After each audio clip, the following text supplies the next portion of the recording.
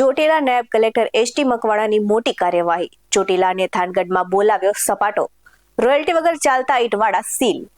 સુરેન્દ્રનગર જિલ્લાના ચોટીલા તાલુકામાં ગેરકાયદેસર ઈંટવાડાઓ સામે વહીવટીતંત્ર દ્વારા મોટી કાર્યવાહી કરાઈ છે. તો નાયબ કલેક્ટર ચોટીલા એસટી મકવાણા અને મામલતદાર થાનગઢની સંયુક્ત ટીમે તપાસ દરમિયાન 4 અલગ અલગ ઈંટવાડાઓમાં ગંભીર ગેરરીતિ બહાર પાડી છે.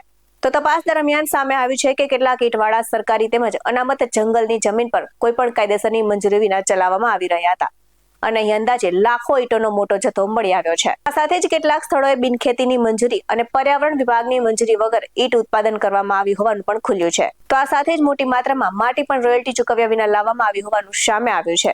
તો આ સમગ્ર કાર્યવાહી દરમિયાન ઈંટોનો મોટો જથ્થો સીઝ કરાયો છે, જેની અંદાજિત બજાર કિંમત 95 લાખ રૂપિયા જેટલી થાય છે.